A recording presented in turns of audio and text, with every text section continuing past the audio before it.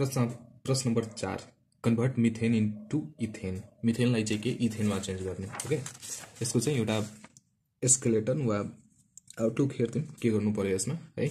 के गर्नु छ भने कार्बनको नम्बर C1 देखि C2 मा लगाउनु छ भने एउटा कार्बन देखि दुईटा कार्बन बनाउनु छ। ओके, हामीले कुन कुन प्रोसेसबाट दुईटा कार्बन बनाउन सक्छौं भने मतलब नम्बर अफ कार्बन चाहिँ डबल गर्नु छ है।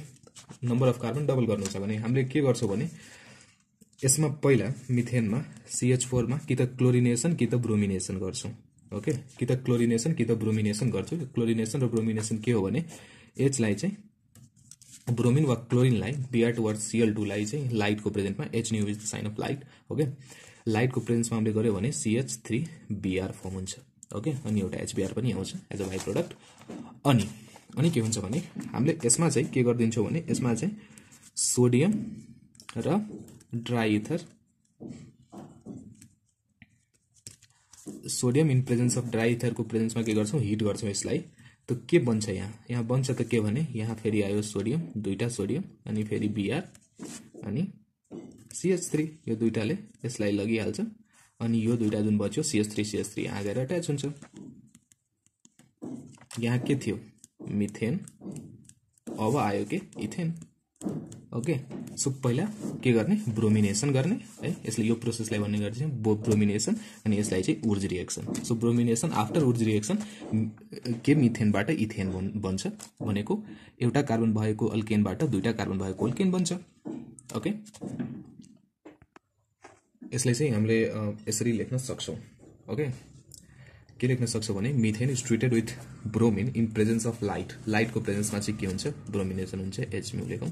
ओके, अनि के हुन्छ भने यहाँ चाहिँ bromomethane is formed. Okay, bromomethane चाहिँ फर्म हुन्छ अनि ब्रोमोमिथेनलाई फेरि sodium in presence of dry इथरमा गर्यो भने रिएक्सन गर्यो भने हिट गर्यो भने इथेन इज फर्मड। सो मिथेनबाट इथेन आयो। प्रश्न number 3 what is cracking, mention any one example of it. Okay, यो कति मार्कको क्वेशन हो 2 मार्कको क्वेशन हो। ओके, एउटा डेफिनेसनको र एउटा चाहिँ एक्जाम्पलको लागि। ओके, यसलाई चाहिँ बेसिकमा र बुझ्ने प्रयास गरौँ। के बुझ्ने प्रयास गरौँ भने just suppose this is ethane. इथेनलाई हामीले in absence of air heat गर्यो भने यो इथिनमा चेन्ज हुन्छ र यो H2 भयो। यहाँ के भइराछ, व्हाट इज ह्यापनिङ हियर, यहाँ के भइराछ भने यसको मोलिकुलर वेट कति होला 12 24 अनि 6 24 6 30 मोलिकुलर वेट यसको चाहिँ 30 ग्राम पर मोल। 30 gram per mole is the weight of this ethane. अनि यसको कति भयो 12 दूना 24 अनि 4 28 28 ग्राम पर मोल। सो बढी मोलिकुलर वेट भएकोलाई चाहिँ के कम मोलिकुलर वेट को बनायो भने इन एब्सेन्स अफ एयर के गर्छु त्यसलाई के भनिन्छ भने दैट इज कॉल्ड क्रैकिङ। अनि इफ मैले यहाँ अक्सिजनको प्रेजेन्समा गरे भने this is called combustion. Okay, मतलब एब्सेन्स अफ O2 हिट गर्यो भने is called क्रैकिङ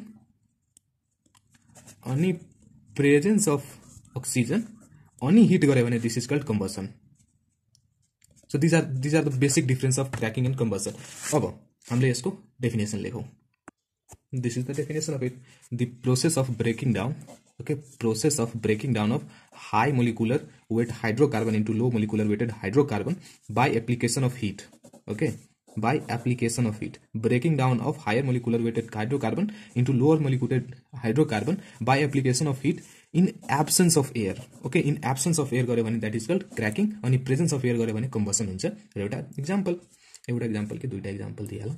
okay, so this is ethane. Okay, ethane छ मैले हिट गरे र यो इथेन चाहिँ इथिनमा चेन्ज भयो र यसको वेट चाहिँ मोलिकुलर वेट हल्का कम भयो। ओके, अनि अर्को चाहिँ एक्जाम्पल के हो भने these are the examples. Example number 2 के हो भने यो चाहिँ प्रोपेन हो। ओके, यो चाहिँ प्रोपेन हो।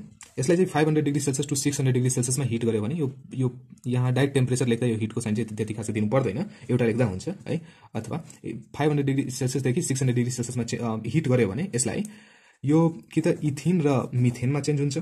ओके, मोलिकुलर वेट कम भइरहेछ यसको। ओके, अनि फेरि कि त यो प्रोपिनमा चेन्ज हुन्छ तर पनि एउटा हाइड्रोजन लुज गरेर यसको वेट कम नै भइरहेको छ। So this is called.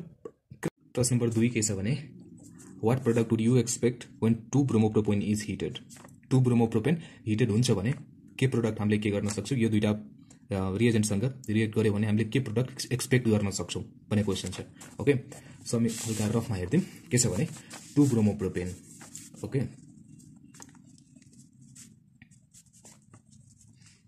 यो हाम्रो भयो के 2 ब्रोमोप्रोपेन। ओके, 2 ब्रोमोप्रोपेनसँग हामीले के सोडियम अनि ड्राई इथर गर्यो भने अनि हामीले सोडियम र ड्राई इथर के को हो भने यो उर्ज रिएक्सनको रिएजेन्ट हो है। उर्ज रिएक्सनको के हो रिएजेन्ट हो। के हुन्छ भने हामीले सिधा यसलाई CH3 CH अनि CH3 अनि जहाँबाट यो हाम्रो हेलोजन ग्रुप हटिरहेछ त्यहाँबाट ठ्याक्कै एउटा अर्को यस्तै ग्रुप यहाँ अट्याच हुन्छ CH3 CH3। ओके, सो यहाँबाट यसलाई काउन्ट गर्दिउँ 1 2 3 4 भयो। So 2 3 dimethyl butane 2 3 dimethyl butane is the product. Okay, अनि यहाँ के भइरहेछ एक्चुअली भने यस्तो लेख्न सक्छौँ क्या हामीले कि जस्तै this is CH3 CH CH3 अनि यो Br भयो। फेरि यहाँ आउँछ के सोडियम प्लस फेरि ब्रोमिन अनि CH CH3 CH3। सोडियमले के गर्छ यो दुईटैलाई लगिहाल्छ। ओके, दुईटा सोडियमले ओके NaBr गरेर दुईटा लगिहाल्छ अनि plus 2NaBr is obtained over here. Okay, so अब यहाँबाट दुईटा अट्याच हुन्छ अनि फेरि सेम प्रोडक्ट बन्छ। अब आउँ हामी सेकेन्ड क्वेसनमा। हाम्रो सेकेन्ड के हो भने with alcoholic KOH। Alcoholic KOH सँग के हुन्छ भने डिहेलोजिनेसन हुन्छ। ओके, डिहेलोजिनेसन हुन्छ अनि यहाँ हुन्छ त के भने हेर्दिउँ यहाँ 2 bromopropane CH3 CH Br plus CH3 अनि यहाँ एल्कोहोलिक KOH सँग रिएक्ट गर्यो भने के हुन्छ भने यो Br हट्छ र यहाँको बोन्ड चाहिँ यहाँ कि त यहाँ शिफ्ट हुन्छ CH3 CH double bond CH2। Okay, so यहाँ यो फर्म हुन्छ अनि एउटा हाइड्रोजन योसँग जान्छ नि HBr is actually KBr is formed अनि त्यसपछि एउटा वाटर फर्म हुन्छ। This is all. हामीले यसलाई चाहिँ यसरी लेख्न सक्छौँ when 2 bromopropane is heated with sodium metal है। के भइरहेछ भने 2 ब्रोमोप्रोपेन चाहिँ सोडियम मेटलसँग है 2 ब्रोमोप्रोपेन चाहिँ सोडियम मेटलसँग के रिएक्ट गरिरहेछ भने यसले के गर्छ दुईटा ब्रोमिनलाई लगिदिन्छ र यो दुईटा जुन बाँकीको हुन्छ यहाँको बोन्ड र यहाँको बोन्ड चाहिँ अट्याच हुन्छ र यो फर्म हुन्छ 2 3 dimethyl butane is obtained over here अनि 2 NaBr is obtained. Okay, so 2 3 dimethyl butane is obtained when 2 bromopropane is heated with sodium in presence of dry ether. अब आयो हाम्रो second question when 2 bromopropane is heated with alcoholic solution of KOH वा alcoholic KOH मा heat गर्यो भने के हुन्छ भने यो HBr छ है। यो के छ 2 ब्रोमोप्रोपेन यो एउटा हाइड्रोजन र एउटा ब्रोमिनलाई लिएर गइहाल्छ र फर्म के हुन्छ भने प्रोपिन आउँछ। ओके, मतलब एउटा बोन्ड चाहिँ फर्म हुन्छ यहाँ double bond. Okay, so propene is formed अनि KBr अनि H2O इज अब्टेन्ड। प्रश्न number 1 write the reaction for preparation of methane from केबाट चाहिँ मिथेन बनाउनु पर्ने हो। Methane is CH4। Okay, so यहाँ चाहिँ फर्स्टको चाहिँ के सोल्युसन वा जे लेख्छौँ हामी त्यहाँबाट यस्तो गरेर सुरु गरौँ। वेन यहाँ योबाट बनाउनु छ हैन CH3 MgBr यसको नाम के हो methyl magnesium bromide. Methyl magnesium bromide के हो एउटा ग्रिग्नर रिएजेन्ट हो है। ओके, अनि यो ग्रिग्नर रिएजेन्ट चाहिँ वाटरसँग रिएक्ट गरेर के बनाउँछ अल्केन बनाउँछ। वाटरसँग रिएक्ट गरेर के बनाउँछ अल्केन बनाउँछ है with same number of carbon है। जतिवटा कार्बन यो ग्रिग्नर रिएजेन्टमा छ त्यतिवटा कार्बन नै त्यो अल्केनमा हुन्छ and methane is alkane. Okay, so when CH3 MgBr methyl magnesium bromide okay is treated with cold water methane is obtained। Okay, अब यहाँ रिएक्सन लिखते हैं CH3 MgBr plus H2O gives CH4 and MgOH अनि Br अनि यहाँ methane लेख्ने नि कुरा finish. Okay, and after that सेकेन्डमा के हो हाम्रो from CH3 CH3COONA sodium acetate. Okay, from sodium acetate. तो यहाँ के लिखने भने when sodium acetate, when sodium acetate is heated with soda lime, methane is obtained।